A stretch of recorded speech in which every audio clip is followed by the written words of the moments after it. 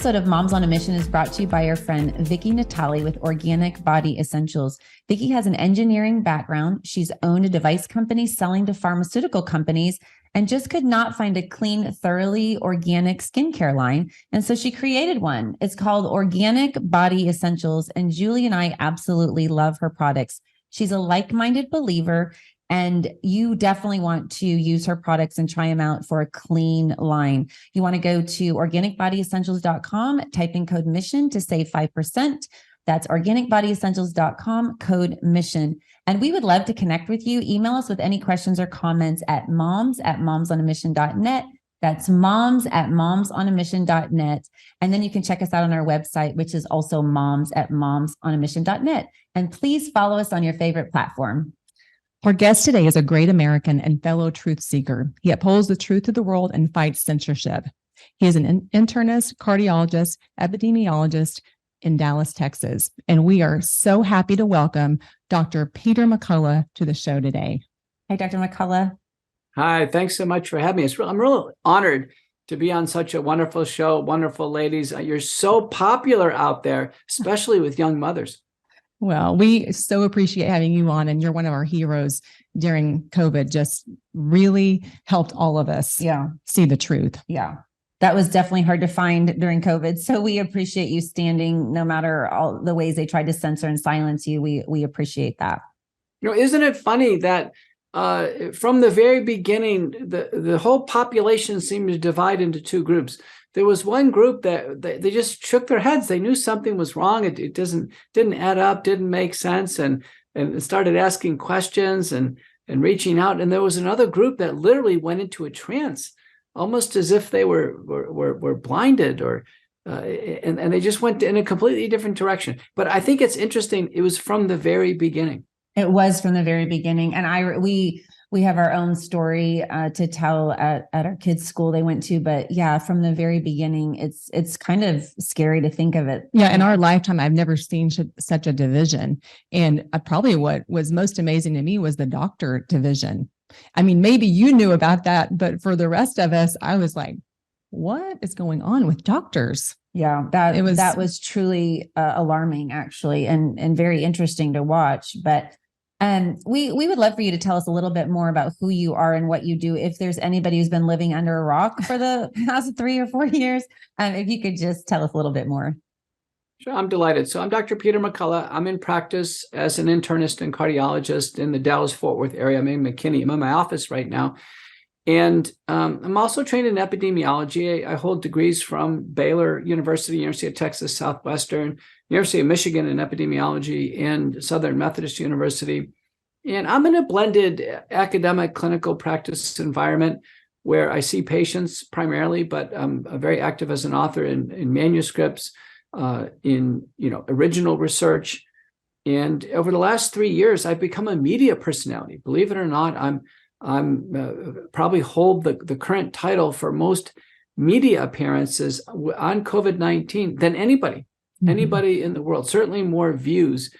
And one of the reasons why the media has sought me out, and I've been on ABC and all the major stations. I was a frequent contributor, still is, for Fox, Newsmax, One American News, Real America Voice, is because people want information that they can rely on. And I always responsibly cite the data. I cite the studies, give the first author, and typically years so people can locate them. Because this is an emerging crisis that's unfolded over the last now 3.5 years with two major phases. One crisis was the infection and what was happening. Now a crisis actually with mass vaccination that created such tension in our country. What people wanted to see is different points of view so they can make up their own mind. And what they saw largely from what we call the Bio-Pharmaceutical complex now is a one-sided story. And it was almost to the point where it was railroaded on us through means of censorship and reprisal. Anybody who did not toe a specific narrative was canceled and was attempted to be canceled. And so in my book, Courage to Face COVID-19, which is a 5-star bestseller written by John Leake, we use the term biopharmaceutical complex. We mean that a powerful syndicate has formed between, probably at the top is the World Economic Forum, World Health Organization, the Gates Foundation, Rockefeller Foundation, Wellcome Trust, Gavi, CEPI, Unitaid, these non-governmental organizations that have a singular mindset that mass vaccination for the world is what will happen with every emerging threat. And that this complex is so powerful, they're tightly aligned with the pharmaceutical companies, with the major regulatory bodies, the CDC, NIH, FDA, TGA, MHRA, EMA, that they basically have complete control. And they're at the point where they've decided, listen, it is a good thing to take, let's say, a COVID vaccine every 6 months, in their view, with no questions asked. And if one is actually following the official narrative right now, they're going to be on their 7th shot. That's so crazy. That's so astounding to me that anybody would take 7 shots is astounding to me. And just that they can pull this off. I mean, that they can be in lockstep and in sync like that to indoctrinate Americans. It's astounding to me that they can do this. Yeah. And I think something you said just nailed it. During COVID, people were wanting information from both sides, and to have a reasonable, logical answer. I kept wondering, where is the logic? Where is the reasoning? And I really had always depended on the medical community for that, because I never went to a doctor based on whether they were conservative or liberal. I went based on their, scientific understanding of whatever medical condition I was experiencing at the time. And so it really threw me for a loop. And when I saw you on Fox, I think I saw you on Tucker maybe the first time, I was like, finally, somebody who makes sense. I could listen to what you were saying, because you were, like you said, you were so fact-based, you had done all the research. And it's like, finally, I could breathe a sigh of relief when you were talking. So I think people really resonated with you and what you were saying. I just want to thank you for going on and becoming a personality, taking time away from such a unbelievable medical practice and career to, I'm sure, take time out. That's probably wasn't, like we laugh over here, this wasn't on our radar screen to be podcasters. It probably wasn't on your radar screen to be a TV personality. Not personality, but spokesperson. Spokesperson. Yeah, we've all seemingly been called.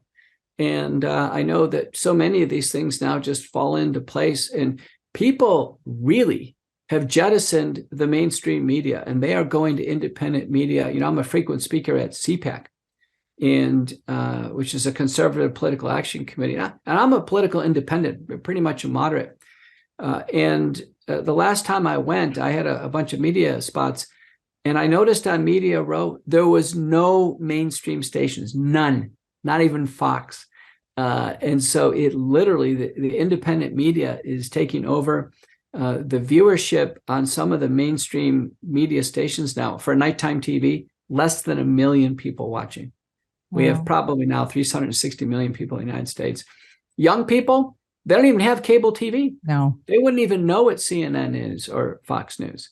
It's just they don't have it. If it's not a cell phone app, or if it's not on their computer, they're not going to watch it. So, that's the rise of Joe Rogan.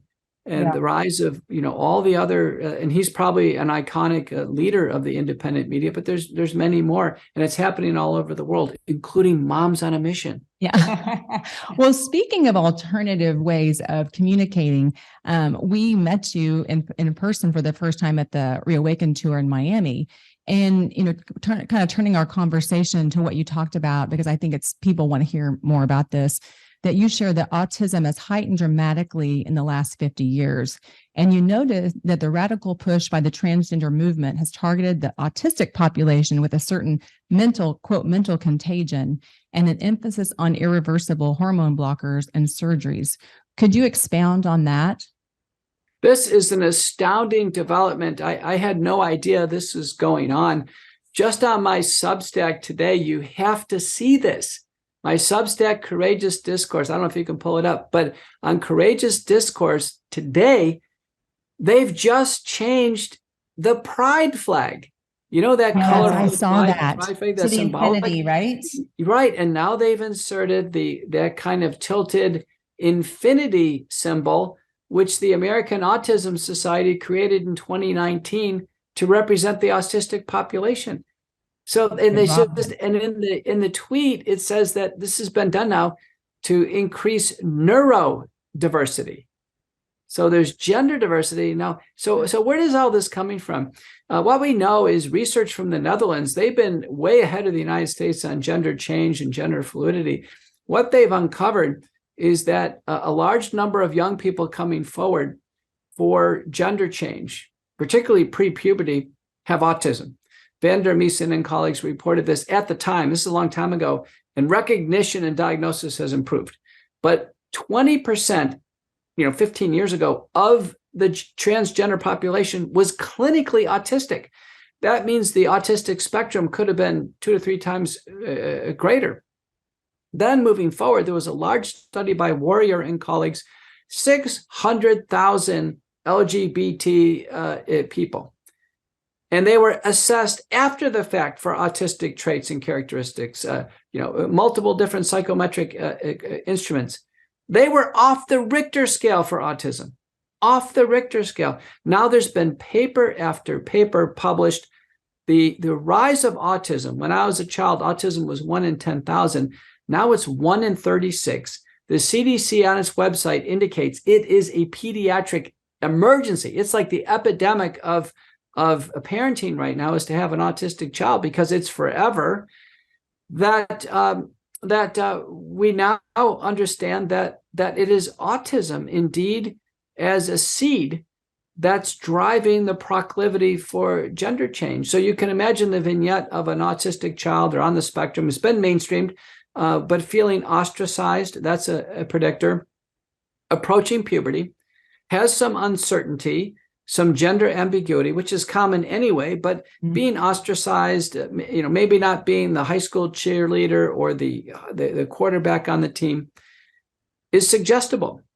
And then to have a counselor or teacher or somebody else in their life suggesting maybe they should change their gender, that's how this is kicked off.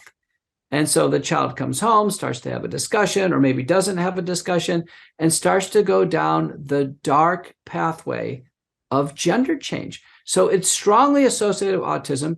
And if you bring this forward, multiple states now, we'll probably get to it, have transgender legislation to try to ban transgender medicine for the youth. Do you know who's strongly opposing this legislation? The Autism Advocacy Network. So autistic people and parents and adults, they want this. They want gender change. So this is astounding. That's actually confusing to me, why you would want to do that to your own child. Yeah, and it makes me wonder who runs that organization. Well, many of the Autism Advocacy Network members actually are adults with autism. And so, but why would they take a side on this one? I'll tell you another organization that is strongly on the side of transgenderism, the ACLU, the American Civil Liberties Union. Now, the ACLU was absent during COVID. There was all kinds of violations of civil rights, and people, were stripped of everything. Not a word from them. And suddenly on transgender, they're out, just going nuts with all these cases about inclusion. So something has snapped in the human psyche, and it's been relatively sudden. It's clearly in Gen Z. Generation Z now is kids born after 1997. That's Gen Z. And it is popping. There are some estimates of 20 to 30% of that generation LGBT. My generation is baby boomer. The percent in my generation? Virtually nil. So it's an astounding change. It's a secular change. And we really need to drill into transgender medicine and have parents understand what in the world is going on.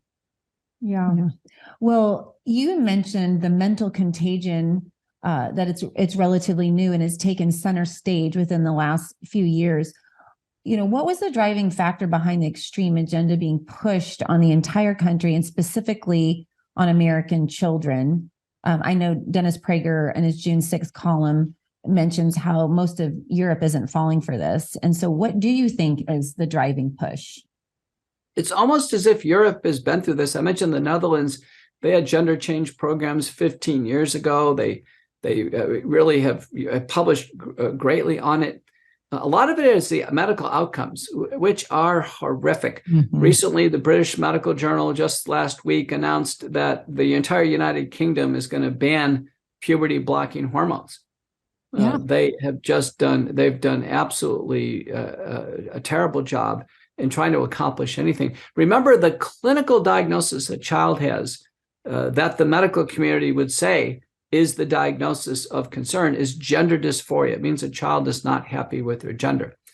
Well, a prepubertal child who has gender dysphoria, the cure for that is to go through normal puberty. Normal puberty not only changes the body, but it changes the mind. It actually solidifies who's a man and who's a woman. Genetically, that's set by either XX or XY, XX for woman, XY for man. But the puberty actually is what makes the brain turn into a male brain or a female brain. So we would never want to give puberty blockers. And then post puberty, we would never want to give androgens or estrogens, because we're fighting the body's internal tendency towards natural gender. And in fact, a paper by Santos and colleagues, it's on my Substack, demonstrated these hormones are awful. 89% of the kids get sick taking hormones. I mean sick, mood swings, they can't sleep, acne, weight gain. I mean, they physically become sick taking the hormones. It makes sense because they're trying to fool with Mother Nature. And so the hormones are just the start of it. Thankfully, it sounds like in the UK, they're going to ban them. Many states in the United States are banning them for at least children under age 18. And the surgery is another story. Well, and so you're saying that every academic medical in the United States, almost like we're doubling down. You're saying a few states are changing laws, but we have countries like UK saying no. I mean, are we seeing any good results from, the surgeries or blockers? Are kids getting better? I see things that say Gen Z is like the most depressed, suicidal. Can you confirm that? Yeah, well, let's just let's handle the surgeries first. The surgeries on the male side, so let's say a genetic male with a penis and testicles, these are horrifying surgeries. The most brutal one is called the penile inversion vaginoplasty. That sounds awful. And it sounds bad. It is bad. The penis is sliced open lengthwise. It's cored out, and then it's inverted to make a tube and stuffed inside to try to make a rudimentary vagina. The testicles are removed, and the result is a mess. The urine doesn't flow correctly. There's leaking. And the published studies suggest it's absolutely a horror. Has tremendous complications. On the female side, it's even worse. There is an attempt to make a false penis. It's called a phalloplasty, and it's carving out a large amount of tissue and skin from the forearm or the thigh. So it permanently disfigures the arm or the leg. What's created is something that looks like a cocktail weenie hot dog. It doesn't get an erection. Again, urine doesn't flow correctly. The clitoris is attempted to be buried at the base of this. That doesn't work out because the clitoris is supposed to, be free and open. And then the other surgery is called the metidioplasty, which is trying to make the clitoris larger. That fails. And, in one published study, there's more complications and revisions than actually, successful surgeries. It's a complete mess. 80% of the time it's sterilizing. The net effect of the gender journey is that the burden of psychiatric disease skyrockets afterwards. That's been published. And then mortality is up. In a critical paper by Jackson and colleagues, mortality, homicide, suicide, and death from other causes. So I can tell you, as we sit here today, transgender medicine is a nightmare. It is the wrong way to go. It's bad medicine. I don't think there should be transgender medicine because no good doctor would do this. No good doctor would prescribe hormones or puberty blockers, and no good surgeon would ever do surgery on normal human beings and make them abnormal and diseased and dysfunctional. Well, that's a great segue. Sounds like abuse and torture to me. Yes. And that's what I wanted to ask, what happened to the Hippocratic Oath which states first, do no harm. And why do physicians ignore science and evidence? The blatant omission of science and evidence took place during, COVID-19 with the denial of the proven efficacy of hydroxychloroquine and ivermectin. And would you say it's a fair comparison between how doctors handled that to how they're handling transgenderism and the surgeries now?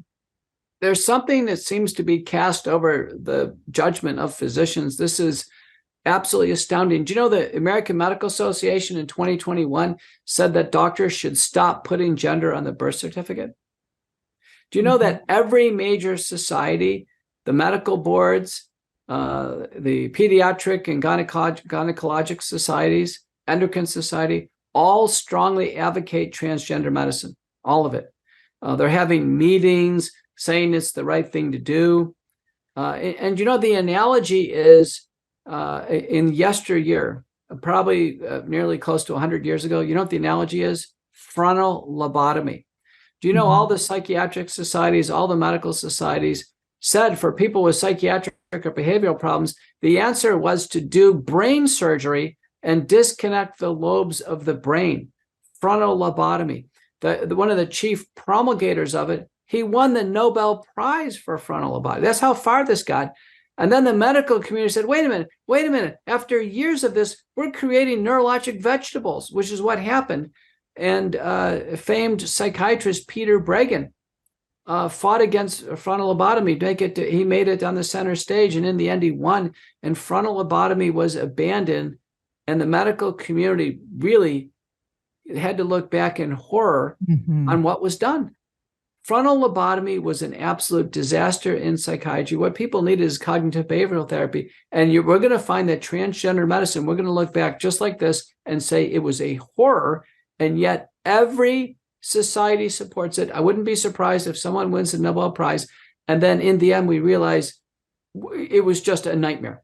So this happens in medicine from time to time. It appears to be some type of distorted contagion, and the doctors and others just feed on each other. And the patients, in this case, children with autism, become victims. Yes, absolutely. So please tell me, Dr. McCullough, you seem to be leading this charge, at least one of the doctors leading this charge, to say this is not okay. This is abuse. This is torture. This is medically it's a tragedy that we are doing this, and doctors across the country, well-trained doctors, smart men and women that are, saying this is okay for our youth. And so I see you as a leader in this. Are there other doctors like you? And do you see this happening where, lobotomy, we took that out. One man had the courage to stand up. Do you see doctors, and what do we do to support you in this endeavor? There has, in fact, one man really has stood up. Is Dr. Stanley Goldfarb, former professor of medicine at Dean at University of Pennsylvania. He started an organization and a website. It's called Do No Harm. Okay. I've already donated to it generously. I had a long conversation with Stan. I've known him for over 2 decades. And he came out on this and said this whole thing, wokeism, critical race theory, the pornography pouring into the schools, and now this, this indoctrination and literally seducing children, autistic kids, into transgender medicine is an absolute nightmare. He's standing up for it. Everyone should check out that website. Do no harm. Donate generously. Get involved. He's holding basically tables and booths at the major hormone meetings to try to engage in discussion on this.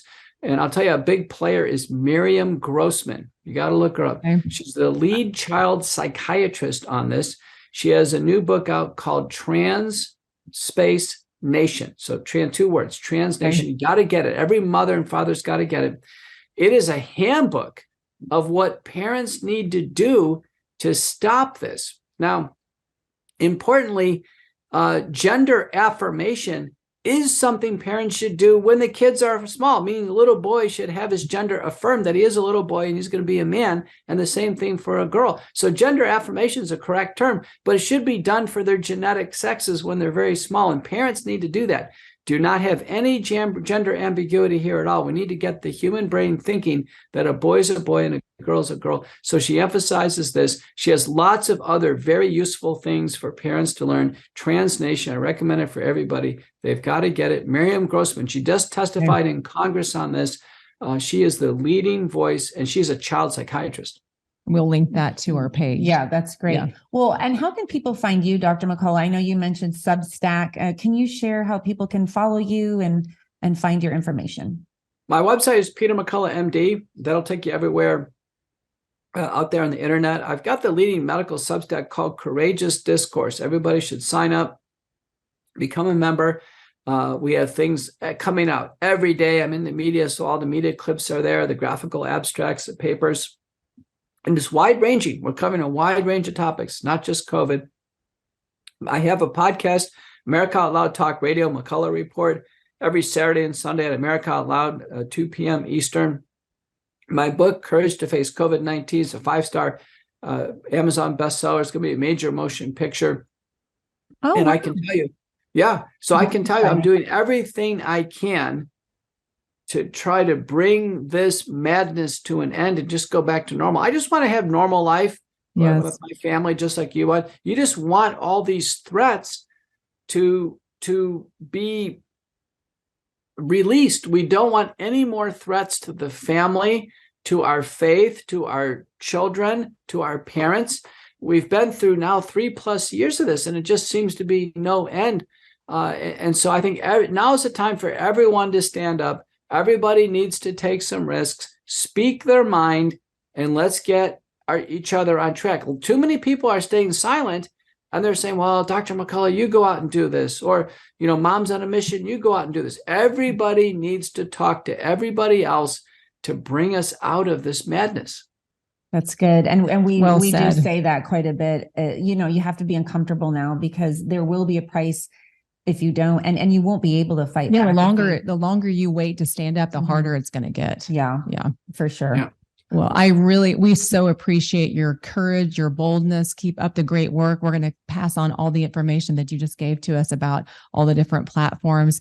I'm in the middle of reading your book. It's excellent. It just brings to light so many things that happened during the pandemic and what you were doing as well as others. I've learned so much. So I encourage our audience to go and get this book. It's amazing. And we'd love to chat with you about your book maybe next time, and we can get deeper into that. Yeah. Great. Well, thanks for having me. Thank you. And we would love to hear from you, our audience. So let's get connected. Just go to our website at momsonamission.net. That's momsonamission.net. And you can email us at moms@momsonamission.net. And please follow us on your favorite platform. Moms on a Mission is excited to partner with our friends at MyPillow. According to sleep experts and sleephealth.org, over 50 million Americans struggle to get a good night's rest. That's where MyPillow comes in. They make the best pillows, sheets, mattresses, and mattress toppers. Several years ago, I was having trouble falling and staying asleep due to neck and shoulder pain. Luckily, I heard an ad about MyPillow and decided to give it a try. After 3 or 4 days, I really began to feel the difference. I was sleeping better and my neck and shoulders felt so much better. MyPillow really does help you fall asleep faster and stay asleep longer. Moms on a Mission wants you to get a great night's rest too. Go to mypillow.com right now and use the promo code MISSION for up to 66% off your purchase. MyPillow products are made in America and have a 60-day money-back guarantee and lifetime warranty. Remember, go to mypillow.com, put in the special code MISSION for your special Moms on a Mission discount. Thank you and God bless. Hey guys, it's Moms on a Mission here. Are you worried about your financial stability and protecting the money for which you work so hard? The problem is stock market volatility and inflation. You may be wondering what you can do to preserve your family's wealth. We at Moms on a Mission encourage you to reach out to our friend Andrew Sorcini with Beverly Hills Precious Metals. Andrew is the expert in educating you to help you find the right balance of gold and silver for your family portfolio. He made it so easy for me to add precious metals to my financial investments. I simply mailed a check to Beverly Hills Precious Metals and my silver showed up on my doorstep a few days later. It was so easy. Go to bh-pm.com to save a little money and tell them that Moms on a Mission sent you. That's bh-pm.com. Don't wait. Protect your wealth today by going to bh-pm.com and tell them that Moms on a Mission sent you. Hi everybody, it's Moms on a Mission here. Recent research from the CDC says that millions of Americans develop parasitic infections and symptoms often go unnoticed or are misdiagnosed. Parasites are the cause of many health problems, such as anxiety, depression, chronic pain, fatigue, and unexplained digestive issues. We all need a common sense strategy to improve our health. We at Moms on a Mission encourage you to reach out to our good friend, Dr. Jason Dean. Dr. Dean's Full Moon Protocol provides all-natural detoxification and fights inflammation. These supplements are made with 100% organic ingredients and are proven to kill parasites safely and effectively. To order your Full Moon Protocol, go to bravetv.store/mission to save $20 off your first order. That's bravetv.store/mission. Order Full Moon Protocol and start killing those foreign invaders that have been keeping you sick. That's bravetv.store/mission to receive $20 off your first order.